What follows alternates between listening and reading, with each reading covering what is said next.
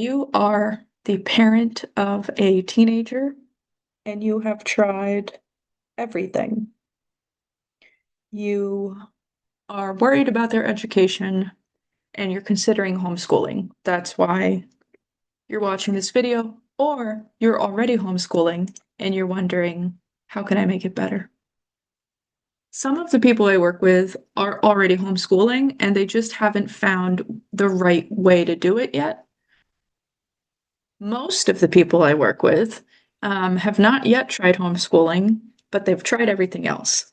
Special education schools, therapists, reward charts, little gimmicks, and meetings and sessions and programs that just seem to go nowhere. And then their kids shut down, melt down, stop showing up. They get upset and their emotional and social well-being takes a hit. Here's the thing. Your teenager is not the problem. You are not the problem.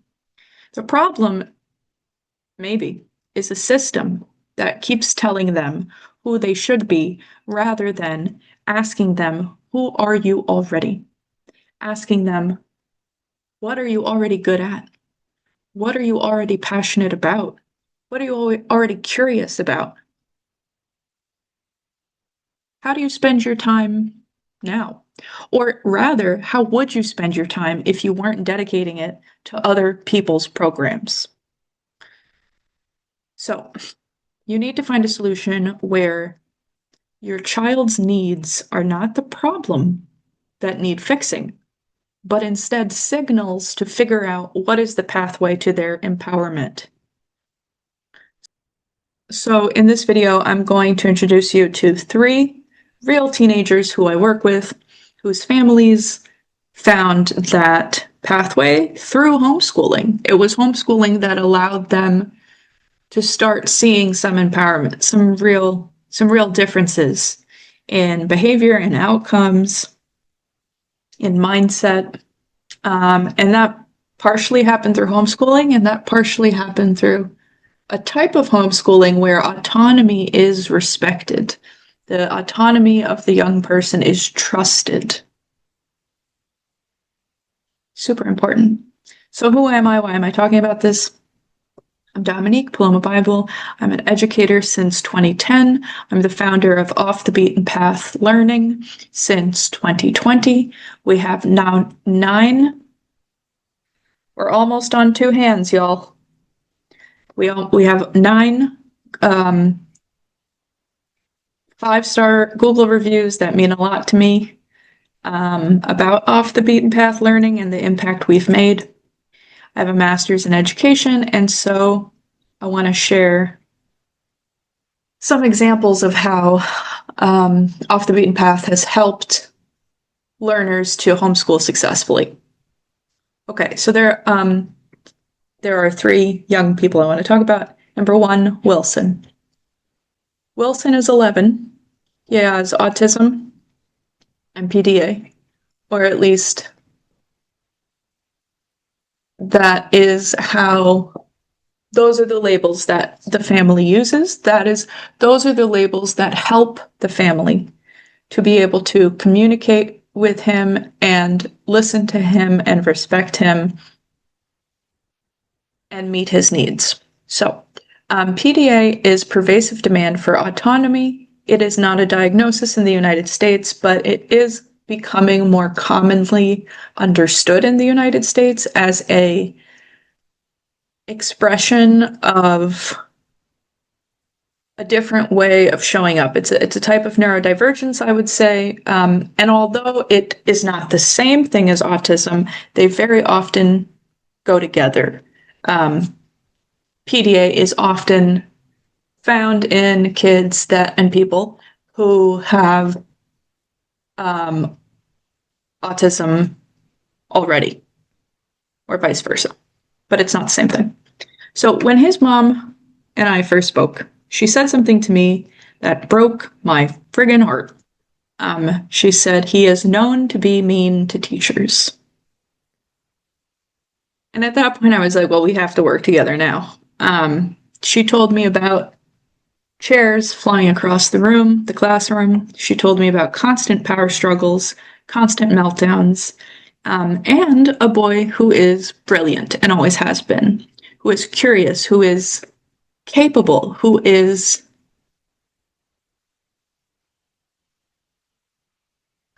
also completely misunderstood by a lot of people.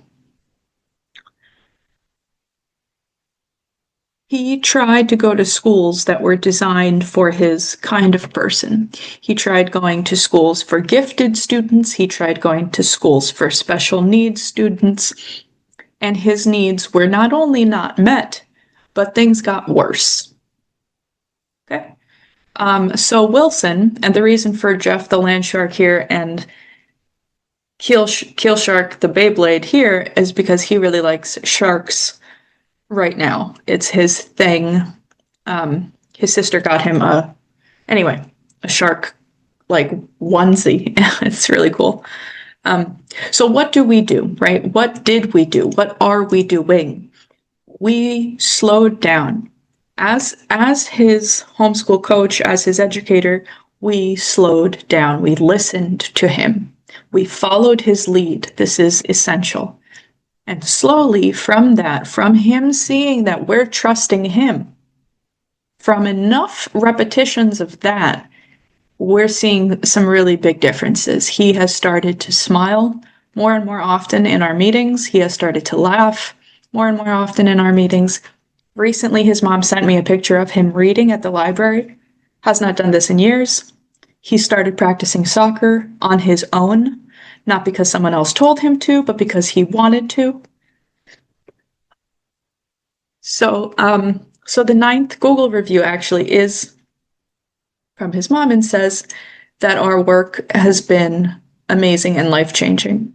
And that so this is what happens when a young person's autonomy is not seen and treated as defiance and a problem, but is in fact the very essence of a foundation for a solution, of a foundation for connection.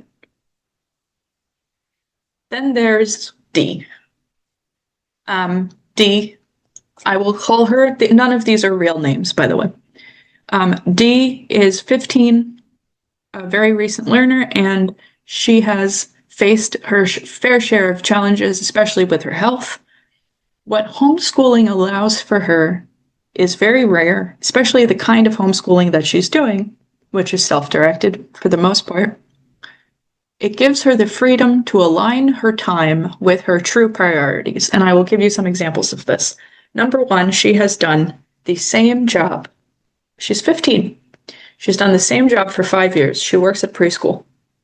She doesn't get paid for this. I forget if it's volunteer work or an internship, but she has gone to this preschool twice a week for 5 years, sometimes 3 times a week. And she already knows what she wants to do when she's older. She wants to teach toddlers. When we walk through her neighborhood, I kid you not, she knows every baby. She knows every toddler. She knows them by name. She knows their parents' names. So, between preschool and dance class and writing and crafts and other things, supplemental other things, she has found a way to be where she can more easily access joy. It's still hard. It's never perfect, but it's more accessible. It's the facilitation, it allows for it a little bit easier than if her time were taken by things that she wasn't doing, wasn't interested in, and then was making her feel badly about herself.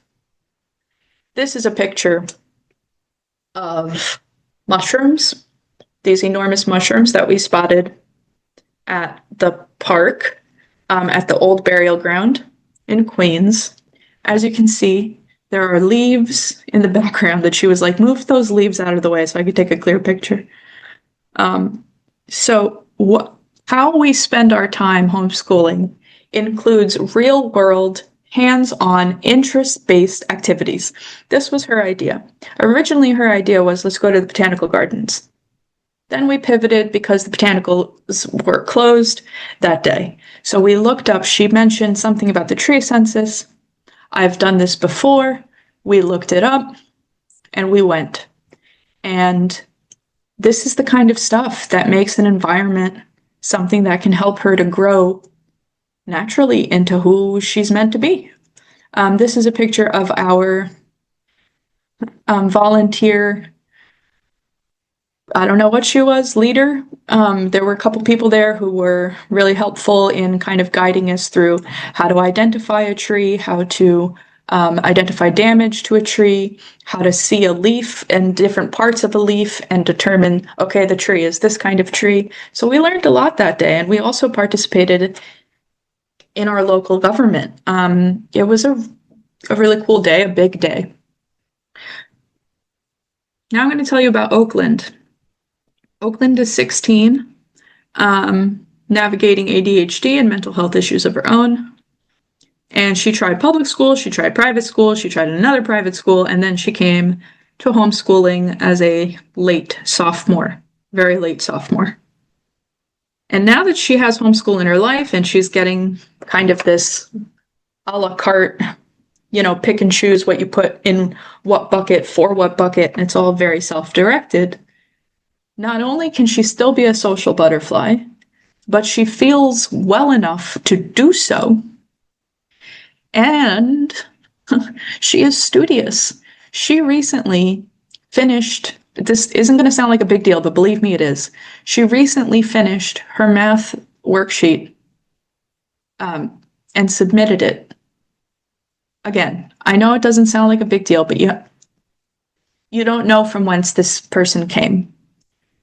It is a big deal. She recognizes that independent work is hard for her. For her to be able to turn in one of her worksheets, granted she's only had 2 so far in this with this person that she's working with, but 50% is, it's not great, I guess, but it's progress. So yes, it is great. It's remarkable for now, for the moment, and I think recognizing that is useful, respectful. She recently, this is, I think, speaks to the quality of the education she's getting. She recently asked for more math. I don't know, I can't say that of really any other learners that I've ever worked with, and I've worked with over 1,000 learners in my life of all ages. No one has ever asked me, can I have more time working on math? She is building confidence. She is advocating for herself and her needs. She's doing it one decision at a time. And her mom really appreciates this work that we're doing, I think they both do. Mom said, we could not do this without you. And here's a picture of one of her. This is a little panda head made out of felt that is very, very cute. And I really like it. So let's make this practical for you, right? Let's say you're about to homeschool, and you don't quite know what it's going to look like or what it can look like if it's going well, or you're already homeschooling and you're struggling with it. Here are some practical pieces of advice. Follow their lead. Okay? If they want to show you something with Legos or Super Mario or tanks, like recently, Oakland said to me, I like to learn about tanks, terrariums. Can I do a project on tanks? Sure. How can I show you my learning on tanks? Great, right? Your job as the adult is to be curious and hold space about their curiosities. So follow their lead. Identify and give space for their existing strengths. Part of your job as the adult is to observe what they're good at and then give space for it. Give time, give space, give stuff, dedicate, invest in what they're good at. Believe me, you will not regret it. If the reverse, on the other hand, you will. Use hands-on, interest-based activities. Hands-on and interest-based. What does that mean? I can hold it. I can hold it in my hand, hands on, and actually based on what they're interested in. I know it sounds easy enough to understand, and it should be, it's right in the name, but a lot of people get tripped up on what does that mean. It means I can physically hold it. It's not in a computer, or if it isn't a computer, then that kid really responds to the digital world. If they don't respond to the digital world, that is not hands-on, but an interest-based. Use real-world experiences like the NYC tree census. That was you. Not only it wasn't like going to a museum where we're just looking at things, right? Which is also really useful. But a real-world experience, and a museum is a real-world experience, especially depending on the child. But just like get out there. And if you're in a place where getting out there is a little bit more difficult, then simulate real-world experiences. Make a grocery store in your kitchen and price things so that they can learn about math and like how many ounces. If this thing is 10 ounces and $10 and this thing is 10 ounces and $6, which one is the better deal, right? And like get them thinking real world experiences, because then it's immediately useful. It's easier to apply to the real world, and they are more likely to retain that information for a while. The last one cannot be overstated how important it is, cannot be overstated how difficult this is. This is practical advice, I swear, but it's going to sound like woo-woo nonsense. Trust in their progress and have patience. That's it. That's it, as if it's easy. Trust in their progress. Yes, one worksheet submitted. Yes. Trust in their progress and have patience. Because if you resist when you think they're not making progress, if you resist when they are not making enough progress, if you pressure on that in that way, there will be backlash and consequences that you don't very much like. Learning done well shows. They will tell you, you will know, you will see it in their facial expressions. You know, when you ask a kid, hey, how was school today? They say, I don't know. Fine. Dead face versus vibrancy. Oh, we did this and blah, blah, blah. And then this person said that. And I was like, I don't know. You will know. In business, they call this product market fit. That's essentially what you want for your kid. Product market fit. Kid education fit. You want it to match. You want it to work. Okay. If you need support with homeschooling, if you need support with your student, even if they are in school, reach out. Off the Beaten Path Learning provides one-on-one education guidance to neurodivergent teenagers. Off DA, D as in dog, A as in apple, beatenpath.com. Off DA, beatenpath.com. You can also use this QR code to book a call if you already know you want to do that and you really need one-on-one support. Okay. Thank you.